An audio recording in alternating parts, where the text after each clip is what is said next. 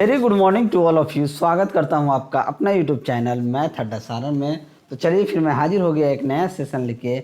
दी platform का group D का science जो है 2500 प्लस, उसका सेट नंबर 25, 26, 27 करने वाले हैं, जो कि 26/9/2018 का फर्स्ट शिफ्ट, सेकेंड शिफ्ट और थर्ड शिफ्ट का क्वेश्चन है। तो चलिए, अगर आप हमारे चैनल पर नए हैं तो चैनल को सब्सक्राइब कर लीजिए, साथ ही साथ बेल आइकन को वीडियो अपलोड करें उसका नोटिफिकेशन आपको मिलता रहे। अगर आपने 24 सेट तक नहीं देखा है तो प्लेलिस्ट जो है 2500 प्लस साइंस प्लेटफॉर्म के नाम से मैंने बना दिया है, आप वहां से जाके देख सकते हैं। तो चलिए बिना टाइम वेस्ट के क्लास को शुरू करते हैं और आज का पहला क्वेश्चन देखते हैं। आज का पहला क्वेश्चन है कि जब तार की लंबाई दुगनी की जाती है तो एमीटर की रीडिंग कम हो जाती है। कितना कम हो जाती है? देखिए, जब आप तार की लंबाई को दुगनी कीजिएगा तो एमीटर के जो रीडिंग होता है वो आधा हो जाता है। इसके पीछे क्या रीजन है? क्योंकि आर बराबर क्या होता है? Rho L by L. अगर लेंथ को बढ़ाइएगा तो आर क्या होता है? भी बराबर क्या होता है? आई आर होता है। तो यहाँ से अगर आर देखिएगा, अगर आर निकालिएगा तो क्या हो जाएगा? ये भी बाई आई हो जाएगा। तो अगर यहाँ पे तार को दुगना कीजिएगा ना तो एमीटर का जो रीडिंग होगा वो क्या होता है? आधा हो जाता है। एमीटर जो होता है परिपथ में हमेशा श्रेणी क्रम में लगाया जाता है और विद्युत धारा को एम्पियर में मापने के लिए एमीटर नामक यंत्र का क्या किया जाता है? प्रयोग किया जाता है। और एक आदर्श एमीटर का प्रतिरोध कितना होता है? तो एक आदर्श एमीटर का प्रतिरोध जो होता है वो 0 होना चाहिए। अगला प्रश्न, निम्नलिखित में से कौन सा एक गंधीय सूचक है? तो गंधीय सूचक कौन है? तो लौंग जो होता है ये गंधीय सूचक होता है। तो ऑप्शन डी जो है आपका सही उत्तर हो जाएगा। लौंग जो होता है फूल की कली से प्राप्त किया जाता है। चलिए अगला प्रश्न है। अगला प्रश्न ये आपका न्यूमेरिकल से है। प्रश्न है कि 100 केजी द्रव्यमान वाली एक वस्तु को 6 सेकेंड में 5 मीटर पर सेकेंड से 17 मीटर पर सेकेंड के वेग से एक समान रूप से त्वरित किया जाता है, तो वस्तु पर लगाए गए बल का परिणाम क्या होगा? यानी कि आपको F निकालना है। अब देखिए, हम जानते हैं कि F बराबर क्या होता है? F बराबर होता है m इंटू ए। अब देखिए ए हम क्या निकाल रहे? ए क्या होता है? त्वरण क्या होता है? वेग में परिवर्तन की दर को समय कहते हैं। तो त्वरण देखा जाए तो फाइनल माइनस इनिशियल बट्टा टी, यानी कि यहाँ क्या हो जाएगा? 17 माइनस 5, समय कितना दिया है? 6। तो 17 में से 5 जाएगा 12, यानी कि 12/6, यानी कि त्वरण कितना निकल के आ जाएगा? 2 मीटर पर सेकेंड। जब त्वरण 2 मीटर पर सेकेंड आ गया तो द्रव्यमान कितना है जी? 100 केजी है और त्वरण 2 है, तो 100 दहा 200 न्यूटन। कितना हो जाएगा? 200 न्यूटन हो जाएगा, जो कि ऑप्शन ए क्या हो जाएगा? आपका सही उत्तर हो जाएगा। चलिए, अगर वीडियो आप सभी को अच्छा लगे तो लाइक जरूर कीजिएगा। चलिए अगला प्रश्न है कि ध्वनि निम्नलिखित में से किस माध्यम में सबसे तेज जो है यात्रा करती है? तो ध्वनि किस माध्यम में सबसे तेज यात्रा करती है? वैक्यूम में, तरल पदार्थ में, गैस में, ठोस में। तो ध्वनि जो है ठोस पदार्थ में सबसे तेज यात्रा करती है, तो ऑप्शन डी क्या हो जाएगा? आपका राइट आंसर हो जाएगा। जिंक सल्फेट के मिश्रण में कॉपर धातु को डुबोया जाता है तो क्या होता है? जैसे ही जिंक सल्फेट के मिश्रण में आप कॉपर धातु को डुबोइएगा तो उसमें कोई प्रतिक्रिया नहीं दिखेगा। क्या होगा? कोई प्रतिक्रिया आपको नहीं दिखेगा। तो ऑप्शन सी जो है आपका सही उत्तर हो जाएगा। ठीक है, चलिए आगे बढ़ते हैं। अगला प्रश्न है, इनमें से कौन सा पुरुषों में पाया जाता है? तो पुरुषों में क्या पाया जाता है? तो पुरुषों में वायु गुणसूत्र पाया जाता है। तो ऑप्शन डी जो है आपका सही उत्तर हो जाएगा। कार्य होता है यदि डैश होता है, तो कार्य होगा यदि ऊर्जा होगा। अगर आप एनर्जी लगाइएगा, ऊर्जा को लगाइएगा तो ही कार्य होगा। तो ऑप्शन सी क्या हो जाएगा? आपका सही उत्तर हो जाएगा। अगला प्रश्न है कि डैश एक हैलोजन है। क्या एक हैलोजन है? तो क्लोरीन जो होता है, क्लोरीन एक हैलोजन होता है और हैलोजन ग्रीक भाषा का शब्द है जिसका अर्थ होता है कि लवण का उत्पादन करना। और हैलोजन समूह में फ्लोरीन, क्लोरीन, ब्रोमीन, आयोडीन और एस्टेटिन जो है आता है। चलिए आगे बढ़ते हैं। अगला प्रश्न है कि वस्तुएं जो अपनी रोशनी स्वयं उत्पादित करती हैं उन्हें डैश कहा जाता है। तो उन्हें क्या कहा जाता है? जो खुद रोशनी करती हैं तो वो आपका चमकदार वस्तुएं जो होती हैं वो रोशनी खुद उत्पन्न करती हैं। प्रकाश के प्रति व्यवहार के आधार पर वस्तुओं को हम लोग कुछ भागों में बांटते हैं, जैसे प्रदीप्त वस्तुएं जो प्रकाश खुद से देती हैं उसे प्रदीप्त, जो प्रकाश नहीं देती हैं उसे अप्रदीप्त वस्तुएं कहा जाता है। उसके बाद पारदर्शक वस्तुएं होता है, अर्धपारदर्शक वस्तुएं और अपारदर्शक वस्तुएं भी कहा जाता है। वे वस्तुएं जो स्वयं के प्रकाश से प्रकाशित होती हैं, जैसे सूर्य, विद्युत बल्ब, ये सब। अप्रदीप्त जो वस्तुएं होती हैं जैसे मेज, कुर्सी, ये सब, टेबल, कुर्सी, क्या है, अप्रदीप्त हो गए। पारदर्शक वस्तुएं कौन होगा, जैसे कांच हो गया, जल हो गया, उस पर अपारदर्शक वो खुद करता है। चलिए अगला क्वेश्चन है कि डैश सबसे इलेक्ट्रोनेगेटिव तत्व होता है।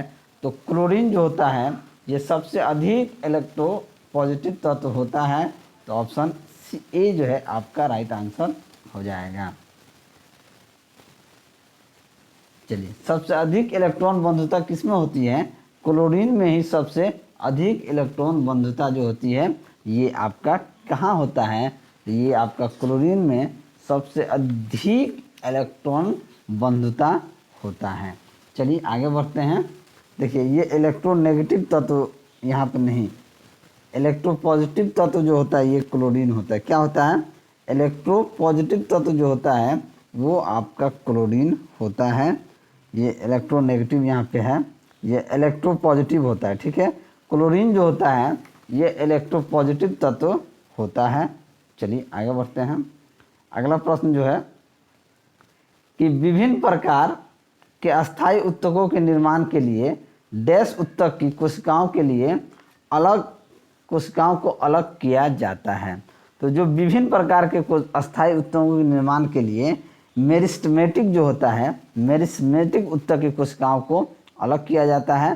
तो ऑप्शन सी जो है आपका राइट आंसर हो जाएगा। और बांध में संग्रहित पानी में कौन सी ऊर्जा होती है, तो बांध में संग्रहित जो पानी होता है, कोई भी पानी संग्रहित होता है उसमें स्थितिज ऊर्जा होती है। तो ऑप्शन सी जो है आपका सही उत्तर हो जाएगा। घड़ी की चाबी जो होती है उसमें संचित ऊर्जा होता है। स्प्रिंग और कमानी की जो ऊर्जा होती है ये आपका स्थितिज ऊर्जा का ही उदाहरण होता है। चलिए अगला क्वेश्चन कि वनस्पति तेल के हाइड्रोजनेशन में उत्प्रेरक यानी कैटलिस्ट के रूप में डैश का प्रयोग किया जाता है। तो किसका प्रयोग किया जाता है, तो निकेल का, यानी वनस्पति तेल का हाइड्रोजनेशन में यानी कैटलिस्ट के रूप में निकेल का प्रयोग किया जाता है। तो ऑप्शन डी आपका सही उत्तर हो जाएगा। यौन प्रजनन में अभिभावक का योगदान डैश होता है। तो यौन प्रजनन में अभिभावक का योगदान जो होता है उसके वंशाणु यानी का आधा भाग होता है, यानी कि उसके वंशाणु यानी जीन का आधा भाग होता है। तो ऑप्शन ए यहाँ पे आपका सही उत्तर हो जाएगा। अगला प्रश्न है कि डैश तत्व के बाहरी सेल में 8 इलेक्ट्रॉन के साथ 3 कक्षाएं होती हैं। तो आर्गन जो होता है, आर्गन के तत्व जो होता है उसके बाहरी कक्ष में 8 इलेक्ट्रॉन के साथ 3 कक्षाएं होती हैं। तो ऑप्शन ए जो है आपका सही उत्तर हो जाएगा। किसी वस्तु का द्रव्यमान 20 kg है और पृथ्वी पर उस वस्तु का भार क्या होगा, W बराबर क्या होता है, mg। W बराबर क्या होता है, mg। तो 20 गुना 9.8 कर देंगे तो हो जाएगा, कितना हो जाएगा, ये आपका हो जाएगा 196 न्यूटन। 196 न्यूटन, यानी कि ऑप्शन ए जो होगा ये आपका सही उत्तर हो जाएगा। अगला प्रश्न है कि लहसुन डैश एक बीजपत्री मोनोकॉट पौधा है। तो लहसुन जो होता है ये एक बीजपत्री पौधा होता है। तो ऑप्शन सी जो है आपका राइट आंसर हो जाएगा। और किसी वस्तु को मुक्त रूप से गिरने के दौरान निम्नलिखित में से कौन सी ऊर्जा उसके रास्ते में किसी एक बिंदु पर बढ़ जाती है। जैसे ही वस्तु गिरेगा मुक्त रूप से, तो उस गिरने के दौरान जो गतिज ऊर्जा होता है, इसके रास्ते में गतिज ऊर्जा जो क्या हो जाएगा, बढ़ जाएगा। तो ऑप्शन सी जो है आपका सही उत्तर हो जाएगा। अगला प्रश्न है कि गाढ़ कोशिकाओं में डैश प्रवाहित होने पर वे फूल जाते हैं, जिससे स्टोमाटा का छिद्र जो है खुल जाता है। तो गाढ़ कोशिकाओं में पानी प्रवाहित होने पर वे क्या हो जाते हैं, जैसे ही पानी प्रवाहित होगा वे फूल जाएंगे, जिससे स्टोमाटा का छिद्र जो है खुल जाता है। तो ऑप्शन ए आपका सही उत्तर हो जाएगा। अगला प्रश्न है कि ब्लीचिंग पाउडर में डैश ब्लीचिंग एजेंट में विद्यमान होता है। तो ब्लीचिंग पाउडर में क्लोरीन जो होता है, क्लोरीन ब्लीचिंग एजेंट में विद्यमान होता है। तो ऑप्शन डी जो है ये आपका सही उत्तर हो जाएगा। और अगला प्रश्न है कि 23.3 ग्राम जिंक में मोल की संख्या क्या हो जाएगी। तो मोल की संख्या हम कैसे निकालते हैं, दिया गया द्रव्यमान बट्टा कुल द्रव्यमान। दिया गया द्रव्यमान कितना है 23.3 और जिंक का कितना द्रव्यमान हो जाएगा आपका, जिंक का हो जाएगा 65। 65 को 23.3 से भाग दीजिएगा तो ये आपका 0.35 आ जाएगा। तो मोलों की संख्या कितनी हो जाएगी, तो ऑप्शन सी जो है ये आपका सही उत्तर हो जाएगा। ये हम देख रहे थे 26/9/2018 का फर्स्ट शिफ्ट में पूछा गया क्वेश्चन, जो कि हम लेके आए थे 25 नंबर सेट। अब 26 नंबर सेट हम देखते हैं। 26 नंबर का पहला क्वेश्चन देखते हैं कि डैश नामक एक फ्लैट वॉर्म में बहुत समान आंखें होती हैं जो वास्तव में केवल आंखों के धब्बे होते हैं जो प्रकाश का पता लगाते हैं। तो उन्हें क्या बोला जाता है, जो प्लेनेरिया नामक एक प्लेटफॉर्म में बहुत समान आंखें होती हैं जो वास्तव में केवल आंखों के धब्बे होते हैं जो प्रकाश का पता लगाते हैं। प्रतिबल का प्रभाव निम्नलिखित में से किस पर निर्भर करता है। तो प्रतिबल का प्रभाव जो होता है ये आपका क्षेत्रफल पर निर्भर करता है। प्रतिबल बराबर क्या होता है, प्रतिबल बराबर होता है प्रतिबल बटा विकृति। मतलब प्रतिबल किस पे, यानी प्रति एकांक क्षेत्रफल पर लगाए गए बल को प्रतिबल कहा जाता है। प्रति एकांक क्षेत्रफल पे लगाए गए बल को प्रतिबल कहा जाता है। तो ये किस पर निर्भर करता है, तो ये क्षेत्रफल पर निर्भर करता है। तो ऑप्शन बी आपका सही उत्तर हो जाएगा। अगला प्रश्न है कि 2500 वाट डैश किलोवाट होगा। 2500 वाट को 1000 से भाग दे दीजिए, ये 2.5 किलोवाट हो जाएगा। तो ऑप्शन बी जो है ये क्या हो जाएगा, आपका सही उत्तर हो जाएगा। 1 किलोवाट में 1000 वाट होता है। ठीक है। जिंक कॉपर सल्फेट विलयन जो है, जिंक कॉपर सल्फेट विलयन में कॉपर को अलग कर सकता है, क्योंकि जिंक जो है, जिंक सल्फेट का उपयोग जो होता है ये लिथोपोन के निर्माण में तथा रंगाई और कैलिको की छपाई में होता है। तो कॉपर की तुलना में अधिक अभिक्रियाशील होता है। तो ऑप्शन ए जो है ये क्या हो जाएगा, आपका सही उत्तर हो जाएगा। अगला प्रश्न देखते हैं कि दिए गए एक तापमान पर ध्वनि की गति डैश में अधिक होती है। दिए गए तापमान पर ध्वनि की गति जो होती है एल्युमिनियम में सबसे अधिक होती है। तो ऑप्शन सी आपका सही उत्तर हो जाएगा। और मेंडल ने F1 पीढ़ी के पौधों से F2 वंशज डैश की पद्धति द्वारा प्राप्त किया था। तो ये आपका स्वपरागण के विधि से F1 पीढ़ी के पौधों से F2 के वंश को प्राप्त किया गया था। तो ऑप्शन बी यहाँ पे आपका सही उत्तर हो जाएगा। अगला प्रश्न है कि बेंजीन के एक अणु में डैश दोहरे आबंध होते हैं। तो बेंजीन के एक अणु में 3 दोहरे आबंध होते हैं। कितने होते हैं, 3 दोहरे आबंध होते हैं। तो ऑप्शन ए यहाँ पे आपका सही उत्तर हो जाएगा। और अनुमस्तिष्क किससे संबंधित होता है, तो अनुमस्तिष्क जो होता है ये मांसपेशीय गतिविधियों के समन्वय से संबंधित होता है। तो हम कह सकते हैं मांसपेशीय गतिविधियों का समन्वय है। तो ऑप्शन डी जो है आपका राइट आंसर हो जाएगा। यह मुद्रा समन्वय संतुलन इच्छित पेशियों की गतियों आदि का क्या करता है, नियंत्रित करता है। अगला प्रश्न है कि टार्टेरिक एसिड किसका एक घटक है। तो टार्टेरिक एसिड जो है ये किसका एक घटक है, हमसे यही पूछा जा रहा है। तो टार्टेरिक एसिड जो होता है ये बेकिंग पाउडर का एक घटक होता है और खाने वाले सोडा का प्रयोग बेकरी उद्योग में भी किया जाता है। और खाने वाले सोडा का रासायनिक नाम सोडियम बाइकार्बोनेट होता है। डैश सामान्यतः विद्युत तापन उपकरणों में प्रयोग किया जाता है। तो नाइक्रोम जो होता है ये सामान्यतः विद्युत तापन उपकरणों में प्रयोग किया जाता है। नाइक्रोम निकेल क्रोमियम और आयरन का क्या होता है, मिश्र धातु होता है। इथेनॉल का सूत्र क्या होता है, तो इथेनॉल का सूत्र होता है C2H5OH। C2H5OH यानी कि ऑप्शन डी क्या हो जाएगा, आपका राइट आंसर हो जाएगा। एसिटिलीन का सूत्र होता है C2H2, बेंजीन का सूत्र होता है C6H6 और डिकेन का सूत्र होता है C10H22 और प्रोपीन का सूत्र होता है। चलिए अगला प्रश्न है अगला प्रश्न है कि पादप कोशिका भित्ति किससे बनी होती है। तो पादप कोशिका भित्ति जो होती है ये आपका सेलुलोज और पेक्टिन की बनी होती है। तो ऑप्शन डी आपका सही उत्तर हो जाएगा। और अस्थि कोशिकाएं एक हार्ड मैट्रिक्स में अंतः स्थापित होती हैं जो कि बना है। तो अस्थि कोशिका एक हार्ड मैट्रिक्स में अंतः स्थापित होती हैं जो कि Ca और P यानी कैल्शियम और फास्फोरस से बनी हैं, पोटेशियम से।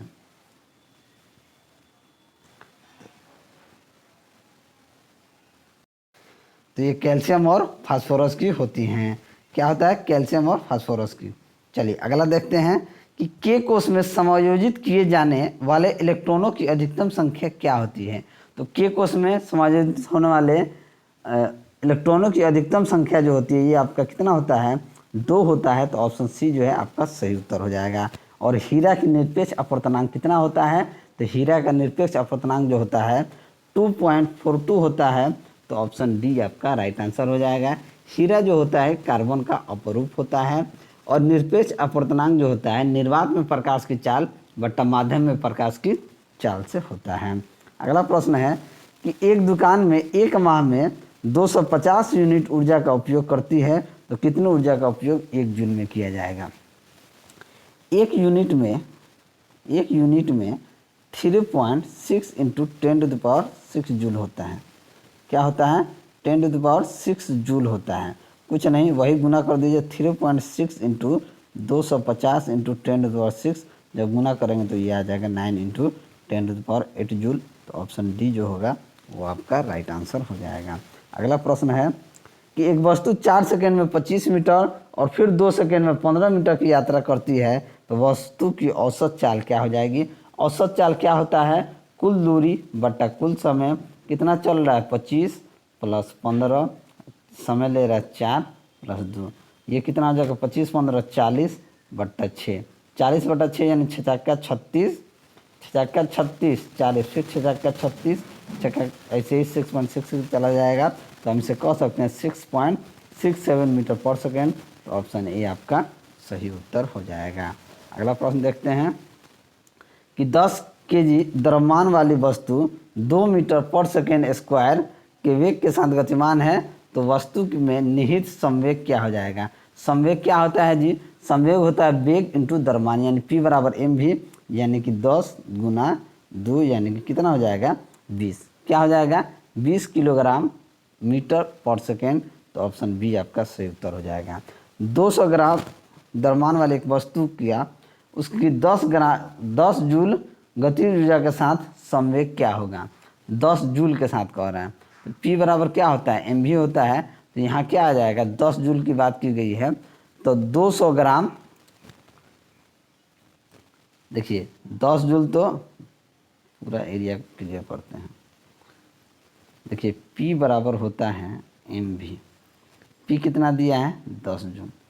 m किलो में होता है तो इसे लिख सकते हैं 200 बट्टा 1000 किलोग्राम।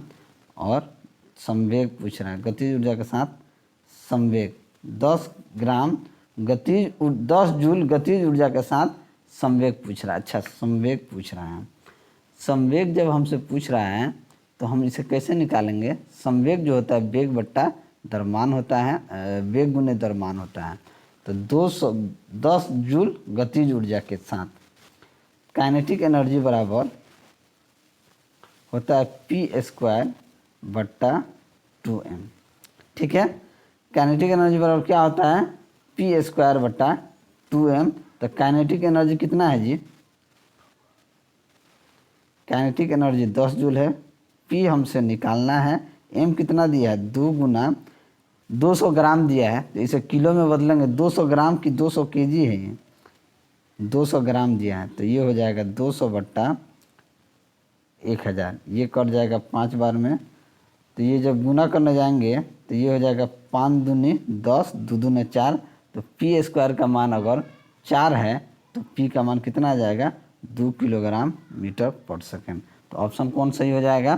तो ऑप्शन सी जो है ये आपका सही उत्तर हो जाएगा। चलिए आगे बढ़ते हैं और अगला प्रश्न देखते हैं। अगला प्रश्न है कि जब तत्वों को परमाणु भारों के बढ़ते क्रम में व्यवस्थित किया जाता है तो बीच वाले तत्व का परमाणु भार अन्य दो तत्वों के परमाणु भारों का लगभग औसत होता है। इस नियम को जाना जाता है, इस नियम को डोबेराइनर के त्रिक नियम के से जाना जाता है। तो ऑप्शन सी आपका सही उत्तर हो जाएगा। और अगला प्रश्न है कि ईका सिलिकॉन को डैश के रूप में जाना जाता है। तो ईका सिलिकॉन को जर्मेनियम के रूप में जाना जाता है। किसके रूप में जाना जाता है? जर्मेनियम के रूप में जाना जाता है। तो ऑप्शन सी जो है आपका सही उत्तर हो जाएगा। ये सेकेंड शिफ्ट था जो कि ख़त्म हो गया, सेट नंबर 26। अब सेट नंबर हम 27 देखने वाले हैं। सेट नंबर 27 जो कि थर्ड शिफ्ट का क्वेश्चन है कि एक वस्तु 4 सेकेंड में 24 मीटर और फिर 2 सेकेंड में 15 मीटर की यात्रा करती है, तो वस्तु की चाल क्या हो जाएगी? ये हमने अभी देखा था, एकदम तुरंत ये क्वेश्चन हम बनाए थे। औसत चाल जो होते हैं कुल दूरी बटा कुल समय होता है, तो ये हो जाएगा कुल दूरी 24 प्लस 15 बटा ये 4 प्लस 2 6, 5 4 9 यानी कि 39 बट्टे में 6, 6 चक्का 36, 3 6 5 30 यानी कि 6.5 मीटर पर सेकेंड हो जाएगा। तो ऑप्शन डी जो है ये आपका सही उत्तर हो जाएगा। अगला प्रश्न है कि एक एथलीट 25 सेकेंड में 500 मीटर की दूरी दौड़ता है, तो एथलीट की औसत गति क्या हो जाएगी? औसत गति, औसत चाल पूछ रहा है, कुछ नहीं, 500 को 25 से भाग दे देंगे, कितना हो जाएगा? ये 500 को 25 से भाग देंगे, ये मीटर में है, ये सेकेंड में है, तो ये कितना आ जाएगा? 25 दूना 50 यानी कि 20 मीटर पर सेकेंड। क्या आ जाएगा? 20 मीटर पर सेकेंड। तो ऑप्शन बी जो होगा ये आपका सही उत्तर हो जाएगा। चलिए अगला क्वेश्चन देखते हैं। द्रव्यमान और वेग के गुणनफल को क्या कहा जाता है? तो P बराबर क्या होता है? mv, यानी संवेग जो होता है द्रव्यमान और वेग के गुणनफल होता है। तो ऑप्शन बी यहाँ पे आपका सही उत्तर हो जाएगा। चलिए अगला क्वेश्चन कि समतल दर्पण के लिए प्रतिबिंब क्या होता है? तो समतल दर्पण जो होता है उसके लिए प्रतिबिंब जो है, प्रतिबिंब काल्पनिक वस्तु के बराबर तथा पार्श्व उल्टा होता है, यानी आभासी और पार्श्व उल्टा होता है। तो ऑप्शन सी जो है आपका सही उत्तर हो जाएगा। और निम्नलिखित में से कौन भारत की स्वदेशी रूप से रूपरेखित और विकसित लंबी दूरी की सबसोनिक क्रूज मिसाइल है? तो इसे निर्भय नाम दिया गया है, जो कि स्वदेशी डिजाइन और विकास से तैयार किया गया है। तो ऑप्शन सी आपका सही उत्तर हो जाएगा। और अगला प्रश्न है कि थायरॉक्सिन के संश्लेषण के लिए डैश आवश्यक है? तो आयोडीन जो होता है ये थायरॉक्सिन के लिए आवश्यक होता है। तो ऑप्शन सी जो है आपका सही आंसर हो जाएगा। थायरॉक्सिन हार्मोन कोशिकीय शोषण की गति को क्या कर देता है? तीव्र कर देता है। मेंडल के नियम केवल तभी लागू होते हैं जब, तो मेंडल के नियम कब लागू होते हैं? तो जब जो है जनक कूट प्रधान जो होता है, जब विशुद्ध प्रजनन माता पिता के बीच होता है, तो ये आपका जनक कूट प्रधान कह सकते हैं। तो ऑप्शन बी जो है आपका सही उत्तर हो जाएगा। मेंडल का नियम केवल लागू होता है जब विशुद्ध प्रजनन माता पिता के बीच हो, जब विशुद्ध प्रजनन जो होता है ये माता पिता के बीच हो। डैश यौगिक में एक क्रियात्मक समूह के रूप में OH है। तो OH जो होता है ये आपका ब्यूटेनाइल कंपोनाइट OH मूलक इथाइल एल्कोहल का अभिक्रियाशील मूलक होता है। तो हम कह सकते हैं ये क्या हो जाएगा? एल्कोहल। एल्कोहल यौगिक के क्रियात्मक समूह के रूप में OH आयन को क्या करता है? काम करता है। अगर CHO रहता तो वो एल्डिहाइड हो जाता है। इस तरीके से बहुत सारे और भी इसके एग्जाम्पल हैं।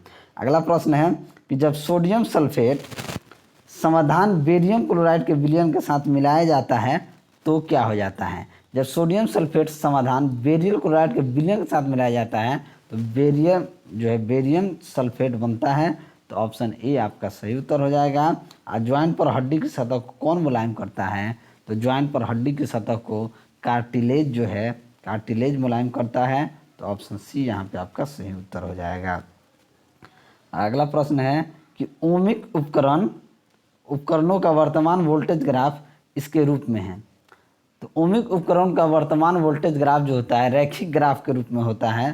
तो ऑप्शन डी आपका सही उत्तर हो जाएगा।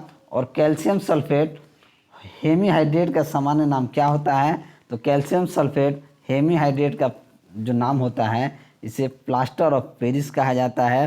प्लास्टर ऑफ पेरिस का अनुसूत्र होता है CaSO4 डॉट ये CaSO4 CaSO4 twice dot H2O या CaSO4 डॉट हाफ H2O ये भी कह सकते हैं।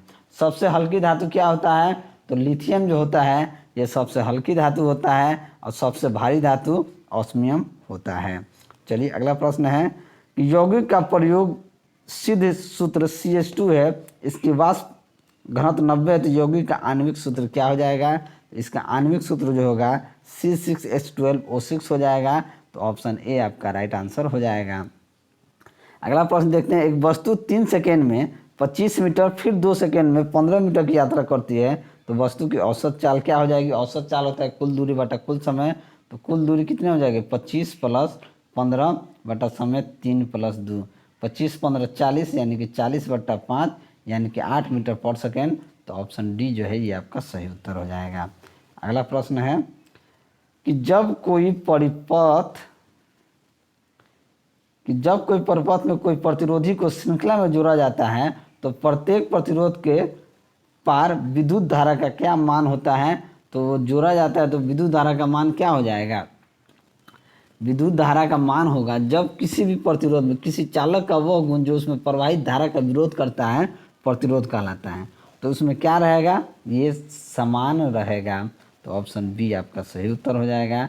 और अगला प्रश्न है कि निम्नलिखित तत्वों के समूह की विशेषताएं बताएं। ये सभी तत्व धातु हैं, ये सभी तत्व हाइड्रोजन गैस बनाने के लिए पानी के साथ प्रतिक्रिया करते हैं। इन सभी तत्वों की संयोजकता एक होती है। तो ये कौन है? हाइड्रोजन समूह के हैं, अल्कली धातु मेटल समूह के हैं, एल्काइन के हैं या अल्कली के हैं? तो ये सभी अल्कली धातु यानी कि मेटल समूह के हैं। तो ऑप्शन बी यहाँ पे आपका सही उत्तर हो जाएगा। अगला प्रश्न है कि डैश सीमेंट का मुख्य घटक है। तो SiO2 जो है ये सीमेंट का मुख्य घटक होता है। सीमेंट मुख्य रूप से कैल्शियम सिलिकेटों और एल्युमिनियम सिलिकेटों का क्या होता है? मिश्रण होता है। और सघन माध्यम में प्रवेश करने पर प्रकाश की गति में परिवर्तन को क्या कहा जाता है? तो उसे अपवर्तक सूचकांक कहा जाता है। तो ऑप्शन बी आपका राइट आंसर हो जाएगा। और कुछ पौधों की जड़ों, उपजी और पत्तियों की डैश प्रक्रिया के माध्यम से नए पौधों में विकसित होती हैं। इन्हें वनस्पति प्रचार प्रक्रिया के माध्यम से नए पौधों में विकसित होती हैं। तो ऑप्शन बी यहाँ पे आपका सही उत्तर हो जाएगा। और अगला प्रश्न है कि 30 किलो द्रव्यमान की एक वस्तु को 10 मीटर पर सेकंड के एक समान वेग से स्थानांतरित किया जा रहा है, तो वस्तु की गतिज ऊर्जा क्या होगी?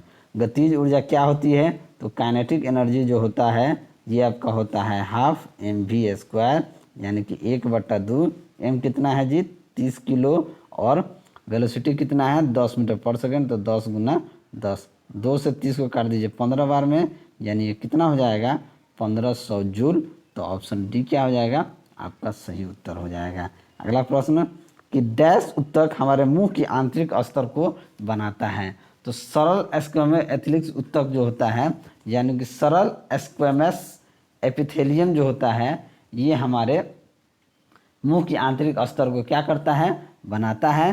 तो ऑप्शन सी जो है ये आपका सही उत्तर हो जाएगा। तो चलिए आज हमने 26/9/2018 का ऑल शिफ्ट यानी तीनों शिफ्ट का क्वेश्चन कर लिया है। अगर आप सभी को वीडियो अच्छा लगा हो तो वीडियो को लाइक करें, दोस्तों में शेयर करें। अगर आप हमारे चैनल पर नए हैं तो चैनल को सब्सक्राइब करें। मैं ऐसे ही वीडियो लेकर आपके सामने हाजिर होता रहूँगा। चलिए मिलते हैं अगले वीडियो में, तब तक के लिए जय हिंद।